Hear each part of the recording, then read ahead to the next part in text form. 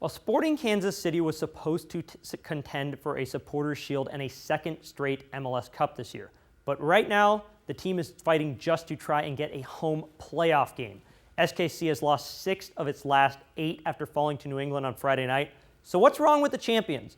Well, plenty of blame's been put on the Sporting defenders, particularly Igor Juliao, and on Friday night, some of that blame definitely goes to the defense. But as I've been saying since that blowout loss to DC United a couple weeks ago, I think a lot of the defensive struggles actually have to do with the midfield.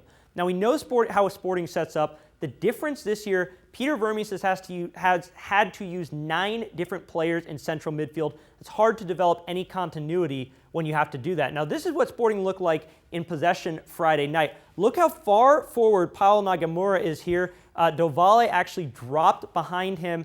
Now, Nagamura was a catalyst. He scored the first Sporting goal and assisted on the second. But when you play this high of a press, there has to be positional understanding between the midfielders, especially with the new defensive midfielder that Sporting signed at the deadline this year, Jorge Claros. Now, you actually saw that lack of understanding because of the lack of, like we talk about, continuity on 2 of New England's goals. Let's go ahead and look at the video. This is the second goal for New England.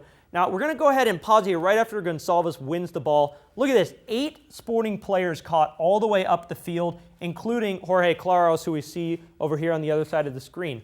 Now, what that leads to is Besler and Ellis back defending 2-on-2. Now, Besler does have to step quicker on this play, but the point here is the space Gonçalves had to run. That's a center back and not a fast one at that never got challenged at all running through the midfield. Now, you're going to see the same thing here on the game winner, the Jermaine Jones goal. Now, Lee Nguyen's going to get the ball out here, and as soon as he turns and puts the ball back in the middle of Jermaine Jones, we're going to freeze it. Now, you see Claros followed Lee Nguyen like he's supposed to do, but Nagamura and Feilhaber not even in the shot and don't get in until the end here. Jones just steps right into the space and hits it back past Kronberg. It's had all the time in the world to get that shot off. So I think the problem with Sporting here is their pressure from their midfield has just not been good enough. Last year, you saw that same 3 of Nagamura, Feilhaber, and Uri Rosell. They were so solid. They knew how to cover the ground, knew how to close down space.